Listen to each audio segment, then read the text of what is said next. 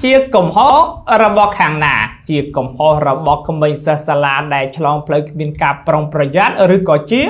cùng hó robot nè bạc bò lan bò xó đại miên cà phê pro hè rư có cùng hó tiếng pi ní cứ smile khnia cùng hó tiếng nè bạc bò lan nắng cùng hó tiếng nè bạc bò mà tổ bàn tay dừng khơi thá mà tệ bom ốn stir time mùi roi phi roi hai quạt tha chia cùng hốt robot khang lan so đại bạc bò không biên ca prong project phê pro hết nâng bạc bò là mớ nơi bắp cho ra cho phê pro hết dạng mạch lan xem kỳ chụp ở sơ sờ lai chlong cát bàn tay ai với ọt chụp thế bài chỉ bạc bò canแต่ลื่นบองco ở miền trung thạnh cho ra cho nơi chùm nói plei trên lệch 5 km lên mà rồi mà phay plei pi cầm pung chắn một nung pính là ngày 14 khai 5 ឆ្នាំ 2025 នេះគឺជាកំហុសនៃការធ្វើប្រហែសហើយកំហុសមួយទៀតនោះការល្មើសនៅច្បាប់ចរាចរណ៍បងប្អូនដឹងហើយថានៅតំបន់ទីប្រជុំជនឬក៏តំបន់ដែលមានសិស្សសាលា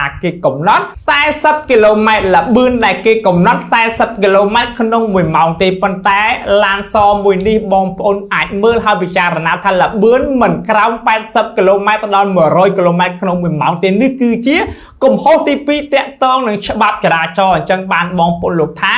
100% គឺឡានសខុសម៉ូតូសិស្សសាលាដែលឆ្លងផ្លូវអត់ខុសនោះទេចំណែកបងប្អូនដែលថាឡាននិងម៉ូតូខុសស្មើគ្នានោះប្រហែលជាគាត់អត់យល់តាក់ទងនឹងច្បាប់ចរាចរណ៍ទេថាតើទីប្រជុំជនឬក៏ផ្លូវបំបែកតើច្បាប់ចរាចរណ៍គេបានបែងចែកល្បឿនប្រមាណគីឡូម៉ែត្រក្នុង1ម៉ោងហើយមុននឹងទៅដល់ផ្លូវបំបែកមានគំនូសកាត់ទ្រូងថ្នល់ប្រមាណកន្លែងអញ្ចឹងអ្នកដែលថាខុសស្មើគ្នាហ្នឹងគាត់អត់យល់ទេគាត់អត់យល់ថាច្បាប់ចរាចរណ៍នឹងយ៉ាងម៉េចទេប៉ុន្តែសម្រាប់ចាងវាងនឹងបងប្អូនមហាជនហ៊ាននិយាយថា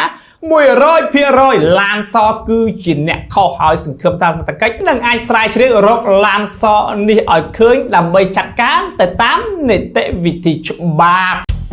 ឧបត្ថម្ភដោយ Lady Lara SD គិតពីសម្រស់និងសុខភាពជាចម្បង